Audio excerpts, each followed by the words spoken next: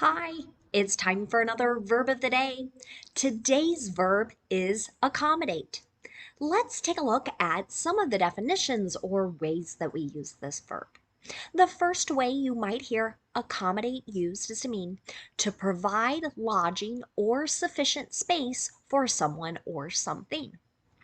Recently, my husband and I were looking at renting a car for an upcoming vacation. And as we looked at various descriptions of certain vehicles, it would note this car accommodates this many people. And what it means is there's sufficient space to fit 5 people, 6 people, etc.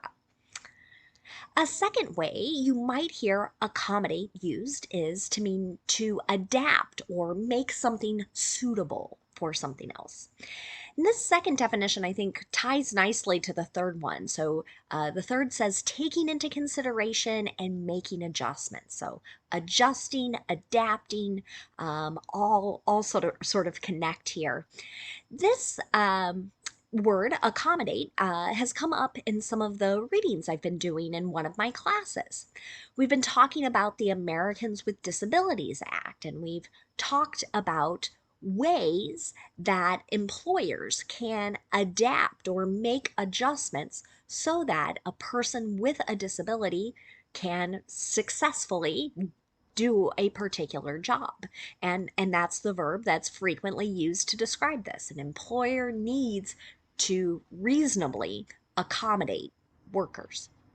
A fourth way you might hear accommodate used is mean to provide for or supply with something that is needed. You should know that accommodate is a regular verb. To make the progressive form, all you need to do is drop the E and then add ing to form accommodating. The past tense and participle forms of this verb can be made by just adding the letter D, since the verb already ends in an E.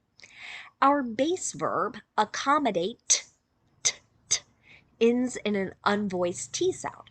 So our past tense ending is going to make an id sound, and we're going to add an extra syllable as we say it. It should sound like this: accommodated, accommodated.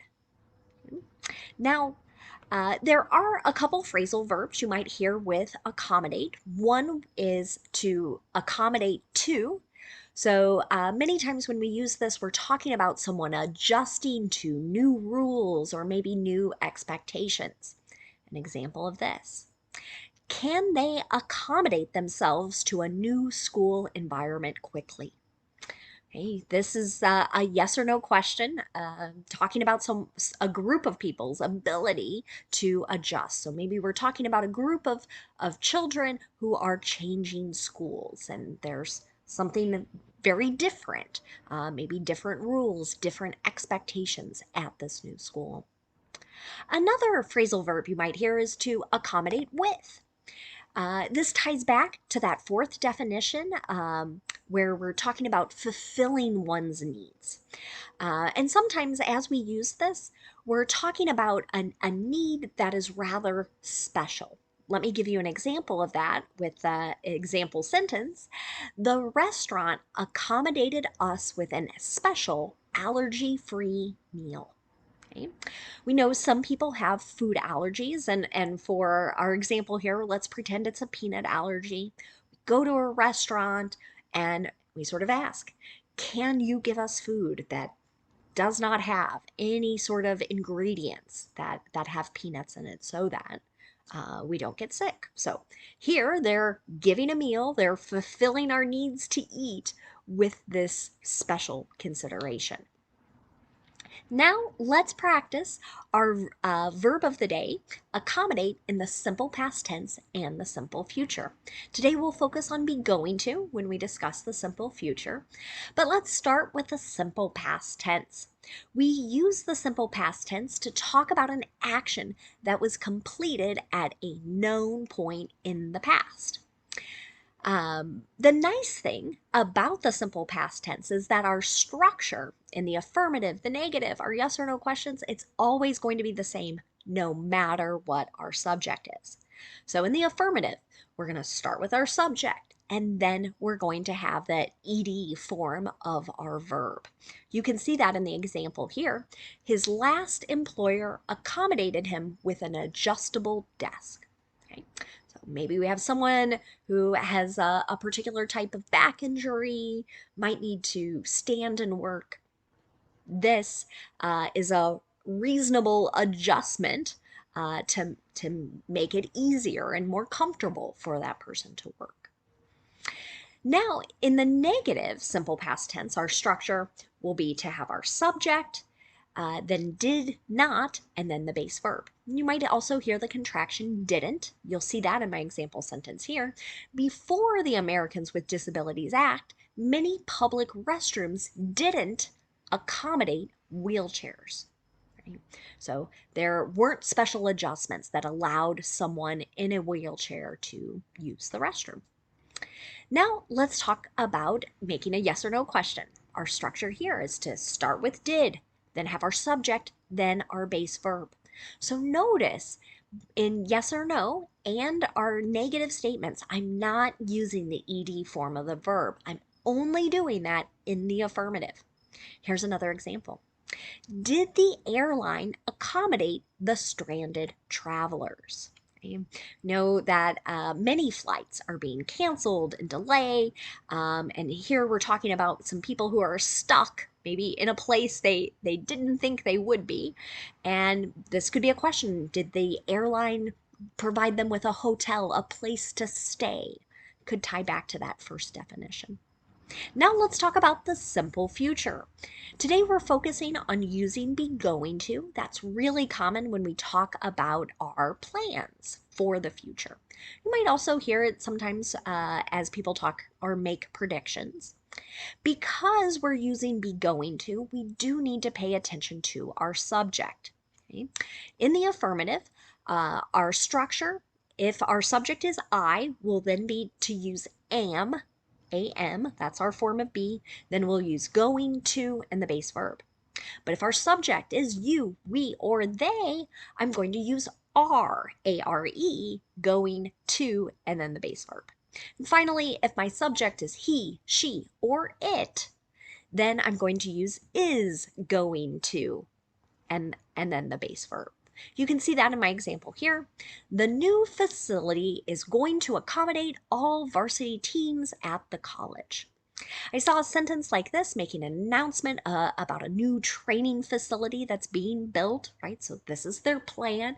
It's going to provide practice space. There's going to be enough space for all of these various teams to practice. Now let's look at making a negative simple future sentence. To do this, we're going to have our subject and then the form of be that matches, so am, is, are, then not, then going to, and the base verb. You can see that in the example here. This housing isn't going to accommodate a family of 10. Here we're talking about not having enough space for such a large family. Finally, if I want to make a yes or no question in the simple future, I'm going to start with the form of be that matches my subject. That subject comes next. Then we'll use going to and the base verb.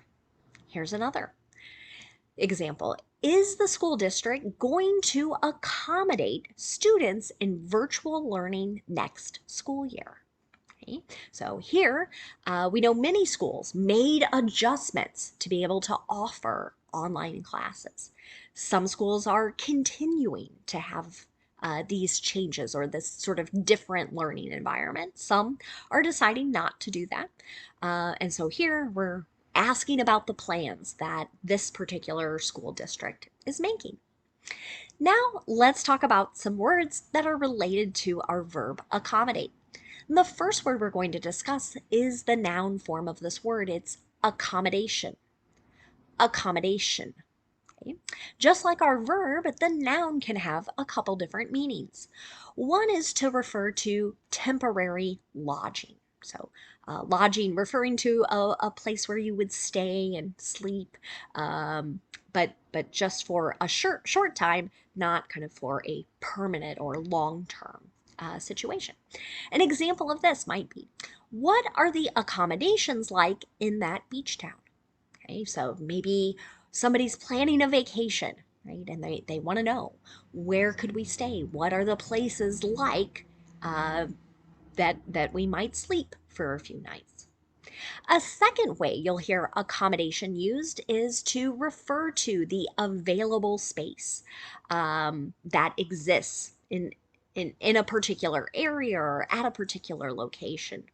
An example of this might be the Titanic only had lifeboat accommodations for just over half its passengers.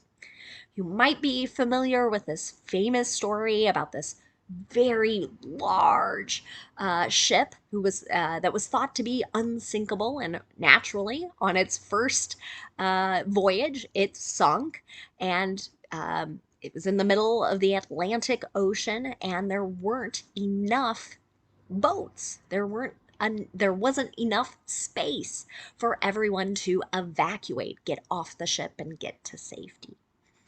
A third way you'll hear the noun accommodation used is to refer to that process of adapting or adjusting.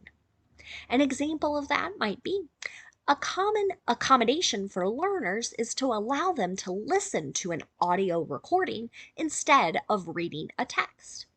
This is true as we sort of observe and maybe see children for various reasons struggling to read. One way we can adapt or adjust is have them listen to the stories. That way they're still getting information, they're still engaging, they're still participating. The last word that we'll talk about today is the adjective accommodative. This means that something is willing to sort of fit in to someone's wishes or needs. It's describing someone or something that has been willing to adapt or adjust. An example of this: our children's teachers have been so accommodative and patient this year. Okay? So, this is a sentence maybe a parent would say if they had a child that maybe had some special learning needs, and a teacher was willing to make those adjustments to help the children learn. Thanks so much for watching today's video. I hope you have a great day.